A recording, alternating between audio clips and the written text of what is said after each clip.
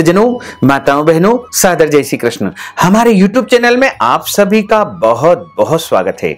मैं हूं आपके साथ आचार्य धर्मेंद्र शास्त्री। आज हम आपको माघ माह के शुक्ल पक्ष की जया एकादशी की दिव्य और ज्ञानमयी कथा सुनाने जा रहे हैं। इस कथा को अंत तक जरूर सुनिएगा, क्योंकि कथा को कभी भी बीच में अधूरा नहीं छोड़ना चाहिए। एकादशी सबसे बड़ा व्रत माना जाता है और माघ माह के शुक्ल पक्ष की जो एकादशी है उसे जया एकादशी या अजा एकादशी के नाम से जाना जाएगा। और इस बार एकादशी का जो महापर्व है वो 23 फरवरी 2021 मंगलवार के दिन एकादशी का महापर्व मना जाएगा।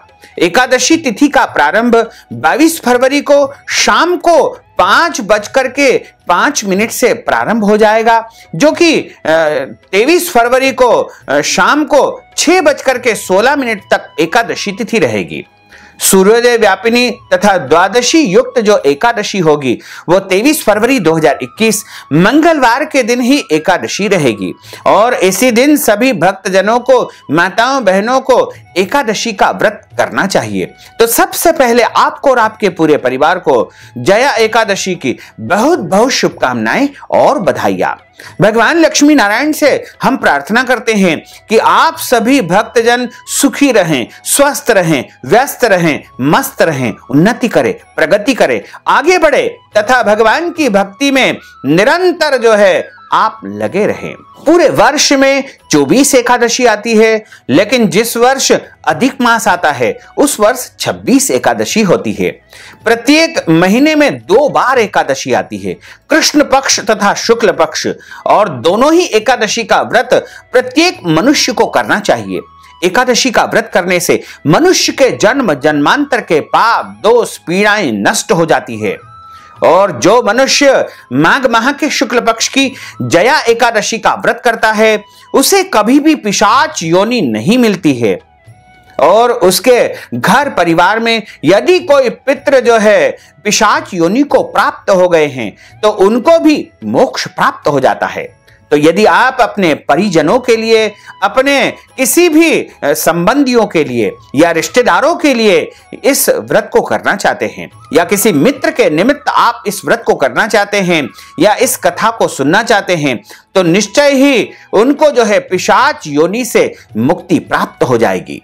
और जया एकादशी एक बड़ा व्रत माना जाता है। माघ का महीना अपने आप में सर्वोत्तम महीना माना गया है और इसमें जया एकादशी अपने आप में बड़ी एकादशी मानी गई है। वैसे तो इस एकादशी का व्रत प्रत्येक मनुष्य को करना चाहिए, और जो मनुष्य एकादशी का व्रत करता है उनको दशमी तिथि से ही नियम पालन आरंभ कर देना चाहिए। यानी दशमी तिथि के दिन उनको एक समय भोजन करना चाहिए तथा भोजन में लहसुन, प्याज, मांस, मदिरा या फिर अभक्ष्य भक्षण का उपयोग बिल्कुल नहीं करना चाहिए। और इस दिन शुद्ध सात्विक भोजन का उपयोग उनको करना चाहिए। रात्रि के समय ब्रह्मचर्य व्रत का पालन करना चाहिए। और एकादशी के दिन सुबह जल्दी उठ करके स्नान करके हाथ में जल लेकर के 3 बार विष्णु विष्णु उच्चारण करने के बाद में व्रत का संकल्प उनको धारण करना चाहिए। संकल्प का अर्थ होता है प्रतिज्ञा लेना। और उसके बाद व्रत का आरंभ उनको करना चाहिए। एकादशी के दिन चावल का उपयोग नहीं किया जाता है, घर में चावल नहीं बनाना चाहिए तथा चावल खाना नहीं चाहिए, और चावल का पूजा में भी उपयोग नहीं करना चाहिए। इस दिन चावल के स्थान पर आप काले तिल या सफेद तिल का उपयोग पूजन पाठ में या फिर फलाहार के रूप में भी कर सकते हैं। तो इस दिन जो मनुष्य एकादशी का व्रत करता है उसे शुद्ध और पवित्र वस्त्र धारण करना चाहिए। प्रयास करना चाहिए कि पीले वस्त्र पहने, और इस दिन फलाहार के रूप में गाय का दूध या फल का ही उपयोग करना चाहिए। एकादशी के दिन झूठ नहीं बोलना चाहिए। एकादशी के दिन क्रोध या लड़ाई झगड़ा बिल्कुल नहीं करना चाहिए। एकादशी के दिन गरीब या जरूरतमंद व्यक्तियों को जो है खाली हाथ घर से नहीं लौटाना चाहिए। इस दिन ब्राह्मणों की, साधु संतों की, देवताओं की बुराई बिल्कुल नहीं करना चाहिए। और एकादशी के दिन शरीर के अंग के कोई भी बाल नहीं कटवाना चाहिए, शेविंग नहीं करना चाहिए, दाढ़ी, कटिंग या नाखून भी नहीं काटना चाहिए। और एकादशी के दिन आपको जो है पेड़ पौधों को नहीं काटना चाहिए और इस दिन तुलसी पत्र भी नहीं तोड़ना चाहिए। वैसे तुलसी पत्र के बिना एकादशी का व्रत अधूरा माना जाता है, इसलिए यदि आप एकादशी का व्रत करने जा रहे हैं तो एक दिन पहले तुलसी पत्र तोड़ करके आपको रख लेना चाहिए और इस दिन आपको पूरे दिन भगवान का पूजन अर्चन भजन करते हुए व्यतीत करना चाहिए, गौ सेवा करना चाहिए, ब्राह्मणों को दान पुण्य करना चाहिए, ब्राह्मणों को फलाहार आदि भी इस दिन आप करवा सकते हैं तथा रात्रि में जागरण करने के बाद अगले दिन प्रातः काल यानी बुधवार 24 फरवरी 2021 को सुबह 6:51 से लेकर के सुबह 9:09 के बीच में आपको व्रत का पारणा कर लेना चाहिए, यानी व्रत खोल लेना चाहिए, व्रत का समापन कर लेना चाहिए। तो इस प्रकार आपको जया एकादशी के व्रत का पालना करना चाहिए और इस प्रकार आप यदि व्रत करेंगे तो निश्चय ही आपको व्रत का पूरा पुण्य लाभ प्राप्त हो सकेगा। अब हम आपको जया एकादशी की दिव्य और ज्ञानमयी कथा सुनाने जा रहे हैं। कथा प्रारंभ करने के पहले गुरुदेव की स्तुति करेंगे तथा भगवान नारायण का आवाहन करेंगे, उसके बाद कथा का प्रारंभ करेंगे। बोलिए लक्ष्मी नारायण भगवान की जय, श्री द्वारकाधीश भगवान की जय। गुरुर्ब्रह्मा गुरुर्विष्णु गुरुर्देवो महेश्वरा, गुरुः साक्षात् परब्रह्म तस्मै श्री गुरुवे नमः। श्री अखंड मंडलाकारं व्याप्तं येन चराचरं तत्पदं दर्शितं येन तस्मै श्री गुरुवे नमः। सच्चिदानंद रूपाय विश्वोत्पत्त्यादि हेतवे तापत्रय विनाशाय श्री कृष्णाय वयं नमः। कृष्णाय वासुदेवाय हरये परमात्मने प्रणतः क्लेशनाशाय गोविंदाय नमो नमः। वसुदेव सुतं देवं कंसचाणूरमर्दनं देवकी परमानंदं कृष्णं वंदे जगद्गुरुं। करारविंदेन पदारविंदं मुखारविंदेन विनिवेशयन्तीं वटस्य पत्रस्य पुटेशयानं बालं मुकुन्दं मनसा स्मरामि। कस्तूरी तिलकं ललाटपटले वक्षस्थले कौस्तुभं नासाग्रे वरमौक्तिकङ्करतले वेणुः करे कंकणं। सर्वांगे हरिचन्दनं सुललितं कंठे च मुक्तावलिं। गोपस्त्री परिवेष्टितो विजयते गोपाल चूड़ामणिं। फुल्लेन्दीवरकान्तिमिन्दुवदनं वरहावतं सप्रियं। श्रीवत्साङ्कमुदार कौस्तुभधरं पीताम्बरं सुन्दरं। गोपीनां नयनोत्पलार्चिततनुं गोगोपसंघावृतं। गोविन्दं कलवेणुवादनपरं दिव्यांगभूषणं भजे। जय जय श्री राधा रमण, जय जय नवल किशोर, जय गोपी चित चोर प्रभु, जय जय माखन चोर। मात मेरी श्री राधिका, पिता मेरे घनश्याम, इन दोनों के चरणन में मेरा बारंबार प्रणाम, मेरा बारंबार प्रणाम, मेरा बारंबार प्रणाम। मोहिनी मूरत श्याम की वो मन रही समाय, जो मेहंदी के पात में लाली रही समाय। धन यौवन एक दिन उड़ जाएंगे जैसे उड़े कपूर। मन मूरख तू राम भज, क्यों चाटे जगधूर, क्यों चाटे जगधूर। राम कृष्ण दो एक है, अंतर नहीं निमेष।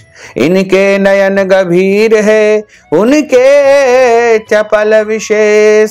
बोलिए श्री वृंदावन बिहारी लाल की जय, श्री द्वारकाधीश भगवान की जय, श्री गिरिराज धरण की जय, श्री यमुने महारानी की जय, श्री वल्लभाधीश की जय, श्री गुसाई जी महाराज की जय।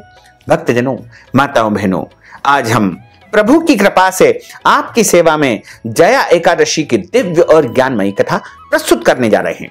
एक समय की बात है, धर्मराज युधिष्ठिर भगवान कृष्ण से बोले कि हे भगवान, हे वासुदेव, मैं आपको नमन करता हूं, आपको प्रणाम करता हूं। आपने माघ माह की कृष्ण पक्ष की शक्तिला एकादशी का अत्यंत दिव्य और सुंदर वर्णन किया है। आप स्वेदज, अंडज, उद्भिज और जरायुज चारों प्रकार के जीवों को उत्पन्न करने वाले तथा पालन करने वाले और नाश करने वाले भी आप हैं। आप ही इस सृष्टि को प्रकट करते हैं, यानी जन्म देते हैं, उत्पत्ति करते हैं, और आप ही सृष्टि का पालन करते हैं तथा अंत में जब प्रलय होता है तो आप ही इसका नाश करने वाले हैं। अब आप कृपा करके माघ माह के शुक्ल पक्ष की एकादशी का वर्णन कीजिए। इस एकादशी का क्या नाम है और इस एकादशी के व्रत की विधि क्या है और इस एकादशी में कौन से देवता का पूजन करना चाहिए। कृपा करके मुझे विस्तार पूर्वक जया एकादशी की कथा सुनाने की कृपा करें। भगवान कृष्ण बोले कि हे राजन, इस एकादशी का नाम जया एकादशी है और माघ माह के शुक्ल पक्ष में यह एकादशी आती है। इसका व्रत करने से मनुष्य ब्रह्म हत्यादिक पापों से छूट करके मोक्ष पद को प्राप्त कर लेता है तथा इसके प्रभाव से भूत, पिशाच आदि योनियों से वह मुक्त हो जाता है। इस व्रत को विधि पूर्वक करना चाहिए। अब मैं तुमसे पद्म पुराण में वर्णित इसकी महिमा की कथा सुनाता हूं और इस कथा को बड़े प्रेम से तथा ध्यान पूर्वक मनन करना, श्रवण करना और अपने जीवन में उतारने का प्रयास करना, और कभी भी इस प्रकार की गलती मत दोहराना जिससे तुम्हें पिशाच योनि प्राप्त हो। भगवान कृष्ण कहते हैं कि हे राजन, एक समय की बात है, देवराज इंद्र स्वर्ग के राजा थे, स्वर्ग में राज्य करते थे और अन्य सब देवगण सुखपूर्वक स्वर्ग में निवास करते थे।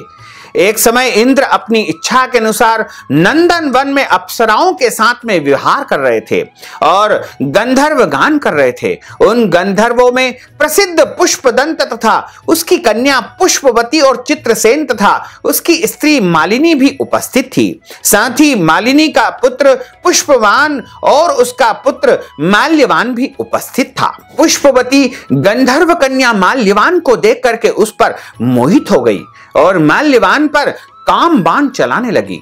उसने अपने रूप, लावण्य और हाव भाव से माल्यवान को वश में कर लिया। हे राजन, वह पुष्पवती अत्यंत गुणवान, रूपवान तथा सुंदर थी। अब वे इंद्र को प्रसन्न करने के लिए गान करने लगे, परंतु परस्पर मोहित हो जाने के कारण उनका चित्त जो है भ्रमित हो गया और ठीक प्रकार से न गाने तथा स्वर ताल का ठीक नहीं होने से इंद्र उनके प्रेम को समझ गया और उन्होंने अपना अपमान समझ करके उनको श्राप दे दिया। इंद्र ने कहा कि हे महामूर्खो, तुमने मेरी आज्ञा का उल्लंघन किया है, इसलिए तुम्हारा धिक्कार हो। अब तुम दोनों स्त्री पुरुष के रूप में मृत्यु लोक में जाकर के पिशाच रूप को धारण करो और अपने कर्म के फल को भोगो। तुमने जिस प्रकार से कर्म किया है उसी के अनुसार मैंने आज तुम्हें श्राप दे दिया है। इंद्र का ऐसा श्राप सुनकर के वे दोनों अत्यंत दुखी हुए और हिमालय पर्वत पर दुखपूर्वक अपना जीवन व्यतीत करने लगे। उन्हें गंध, रस तथा स्पर्श आदि का कुछ भी ज्ञान नहीं था। वहां उनको महान दुख मिल रहा था। उन्हें एक क्षण के लिए भी निद्रा नहीं आती थी। जहां पर वो दोनों पिशाच योनि में जो है भ्रमण कर रहे थे, वह जगह अत्यंत शीतल थी, यानी वहां पर बहुत ठंड थी। इससे उनके रोंगटे खड़े रहते थे और शीत के मारे उनके दांत भी कट कट बजते रहते थे। एक दिन पिशाच ने अपनी स्त्री से कहा कि पिछले जन्म में हमने कौन से ऐसे पाप किए हैं जैसे हमको यह दुखदायी पिशाच योनि प्राप्त हुई है। इस पिशाच योनि से तो नरक के दुख सहना ही उत्तम है, अतः हमें किसी प्रकार का पाप नहीं करना चाहिए। इस प्रकार का विचार करते हुए वे अपने दिनों को व्यतीत कर रहे हैं। देवयोग से तभी माघ माह के शुक्ल पक्ष की जया नामक एकादशी आई है। उस दिन उन्होंने कुछ भी भोजन नहीं किया और न कोई भी पाप कर्म नहीं किया, केवल फल फूल खाकर ही दिन व्यतीत किया तथा सायंकाल के समय महान दुख से पीपल के वृक्ष के नीचे बैठ गए। उस समय सूर्य भगवान अस्त हो रहे थे। उस रात को अत्यंत ठंड थी, इस कारण वे दोनों शीत के मारे अत्यंत दुखित होकर के मृतक के समान आपस में चिपटे हुए पड़े हुए थे।